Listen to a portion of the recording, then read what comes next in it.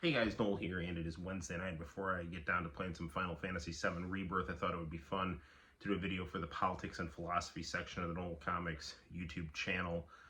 Election 2024 is upon us, and I figured I've been talking about this at the start of my live streams, and there's just some topics that have kind of been on my mind, and I figured, what the hell, let's just, put them on the channel for the weblogging section of things, and maybe it'll make a difference, maybe it won't, but at least I'll get some things off my chest and try to be constructive. Several things. Most notably, RFK recently decided to suspend his campaign and endorse Donald Trump.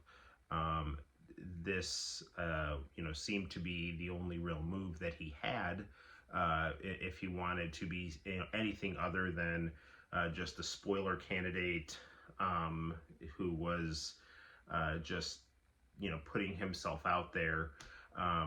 This way what he's trying to do is to try to maintain a presence on the election stage, while at the same time trying to help Donald Trump win, so that way he can continue to grow his political movement, distinct from the Democratic and Republican parties, while at the same time trying to align himself with the political candidate who is most likely and most receptive to work toward RFK's goals and the common ground, and build upon the common ground that they already have. Since RFK was almost in the Trump's 2016 cabinet. There is a Time magazine article, you can look it up, freaking out that Donald Trump was going to put RFK in as a vaccine czar. And I guess I'd have to look into it more, but I guess Bill Gates and other moneyed interests basically went to Donald Trump and said, you can't do this, and so Trump backed down. But it's not like Trump and RFK are strangers to each other. There seems to be degrees of sympathy there, and that's nice. Although it does seem to be a complex relationship, but it definitely seems to be an anti-establishment coalition of sorts, which I think is the best bet that we have. Now, back in the last presidential election, the thing that really enraged me more than anything was the media's attempting to run cover for Joe Biden with the Hunter Biden laptop. It was insane. The worst part about the Trump presidency of 2016 to 2020 was, in my opinion, the nonstop psyops that were happening through the mass media. Every second of every day, you would turn on, Good Morning America and cable news, and it was constantly, people from the intelligence community and these people from the Washington establishment just screaming at you, telling you how terrible your life is, telling you that Donald Trump is working for the Russians, telling you that Donald Trump is a neo-Confederate fascist, telling you that Donald Trump is a racist, telling you that we live in some kind of a society where, cops are constantly beating black people, and, ultimately the mass media was full-throatedly, endorsing rioting and, just calling Donald Trump an illegitimate president. I mean, it was literally nonstop all the time, and the only time it let up was when Donald Trump broke down and bombed Syria, and at that point, all of a sudden it was kind of like, oh, you popped your murder cherry, attaboy, Donald, and I'm not kidding. I mean, that was literally the attitude, and it was disgusting. And, but, this go around, what's really making me angry as far as the media is the absolute contempt that they continue to have for the intelligence of the American people. I mean, I'm not saying that, RFK Jr. is like a perfect candidate or anything like that, but out of the three candidates, Trump, Kamala Harris, and RFK, RFK gave objectively the most articulate and informative speech. Donald Trump's convention speech was, I think, a missed opportunity. I think it was long and rambling and unfocused, and I don't think he prepared for it. I think he had two speeches planned before he got shot. I think he was going to be very hard on Joe Biden. Then after he got shot, I think he was going to try to have more of a unity message. And I think he just got up there, got in the moment, felt invincible because he had survived an assassination attempt, and he had this really interesting, kind of professional wrestling style audience, which was the audience of the Republican convention. It was very much a kind of a multiracial, populist, WWE, UFC style audience, and Trump just kind of went off script and rambled, kind of like I do when I go off script, or just kind of like a grandpa at the dinner table who doesn't know when to stop. So that was a missed opportunity because Trump, I think, really could have, solidified his getting elected, and instead it was just kind of a rambling speech that didn't really do anything for anyone other than his supporters who just find him amusing. Kamala Harris's speech, in my opinion, was, I think it was narcissistic. I think she tries to embrace a black identity inauthentically, despite the fact that she is a person of color. She'll say like these insane things. Like, there's a really funny video of Judge Joe Brown talking about how Kamala Harris was saying she made collard greens in a bathtub, and he's just like, who makes collard greens in a bathtub? It reminded me of like the Kramer's girlfriend's dad on Seinfeld. It's like, all I see is a damn fool. But her talking in fake Southern accents, and bringing Megan Thee Stallion on stage to twerk for the crowd, and just like, she's just insulting black voters by trying to wear this, identity in order to get votes, which she never wore before. And so like that was part of her speech, was these kind of narcissistic platitudes about, her backstory, and trying to pander to voters. And then the other part of it was just neoconservative imperialism, which I think is psychotic and dangerous. And that's the type of foreign policy that led us to the Iraq War. And speaking of, the Iraq War, the Democratic voters are behaving exactly like the American public did after 9/11. They have turned off their brains. They're doing whatever the establishment media and establishment politicians tell them to do.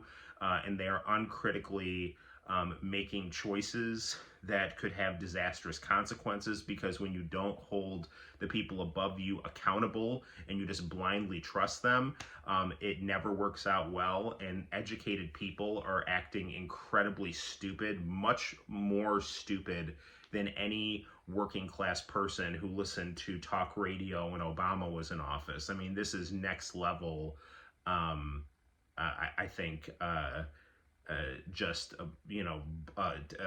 tabula rasa mentality, blank slate mentality, which is interesting because Kamala Harris has tried to make herself, kind of this empty avatar that people can project their own bourgeois identity politics and progressive aspirations onto, despite the fact that, she's a corrupt district attorney with a failed record as being vice president. So why am I talking about all of this? Because, the mass media has, basically said that, RFK, who gave a very, I think, intelligent and coherent speech when he endorsed Trump, they're just saying he's insane. Don't listen to him. He's insane. Don't believe the forked tongue of the non-believer. It's like literally what this is. I mean, if you can call him out on statistics he's gotten wrong, or facts that he's gotten wrong, or something along those lines, by all means, go for it. But out of Trump's speech and Kamala's speech, RFK's speech, which endorsed Trump and talked about the project of his campaign, was clear and coherent. And, he hit on some really important topics, like the transformation of the Democratic Party from a, FDR kind of pro-working class party to becoming just a bastion of identity politics and neoconservative imperialism and political corruption. And that really started with the Clintons in terms of the real next level political sleaze. But I mean, the unraveling really began with Rob Reiner and the kind of the hippie post hippie movement that really viewed the working class as lesser than and stupid and insulted them, and kind of really drove them into Nixon and Reagan. And now the Democrats are continuing to drive people out of their party, myself included. Tulsi Gabbard just endorsed Trump, and I think that's going to be really good for him. If Trump is smart, he will have RFK and Tulsi Gabbard really just prep him and train him and advise him, and pretty much just let those two run your campaign, take their lead, and you shouldn't have a problem. But I'm just really disgusted how the mass media is just so dismissive of RFK and just, he's insane, don't listen to him. There's no rebuttal there. That's not a rebuttal. You can't just say someone's weird or someone's insane. You know why I think Kamala Harris is insane? Because she is incoherent, okay? Bobby Kennedy is coherent. Kamala Harris is insane because in addition to the fact that she has a vacant look in her eyes that craves power every time she steps on stage, go see if I'm right, I think I am.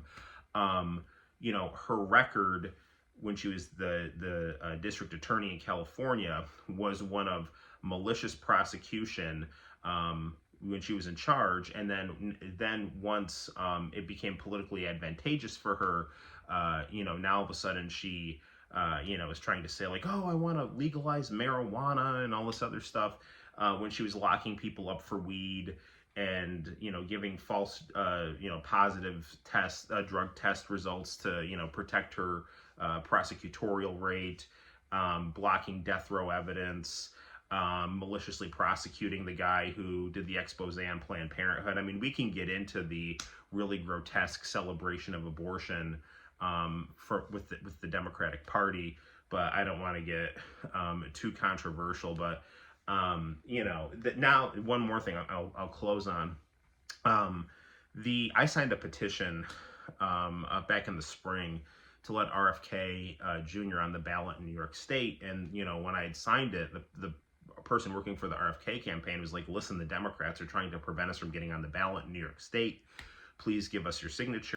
And now that RFK has dropped out of the swing states, the Democratic leadership in Michigan and Wisconsin is refusing to let him off the ballot, after they spent so much time trying to block him from getting on ballots when he wanted to. Now, out of spite, they are preventing him. I mean, the level of just cynicism and just bile coming out of the Democratic Party is something, because if you really wanted to beat Donald Trump, which they've really dug themselves into quite a hole, in my opinion, in terms of any kind of credibility. But if you really wanted to beat Donald Trump, all you would have to do is just run a candidate that seriously, and adopt as part of your platform the things that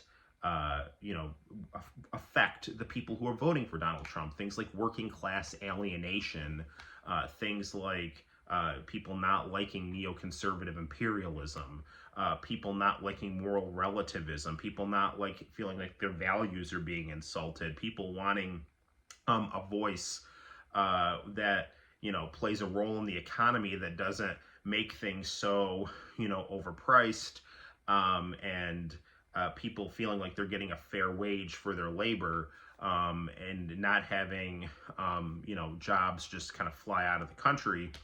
These are things that Donald Trump was able to capitalize on and continues to capitalize on. And the Democratic Party's response to that is to rig their primaries and just hope to God to get as many neocons and wine moms to vote for them. And I think that's a horrible, horrible direction that party has gone into. Nothing against wine moms, everything against neocons. Until next time, guys, my name is Noel. You take care, and I'll see you in the very near future. Bye-bye.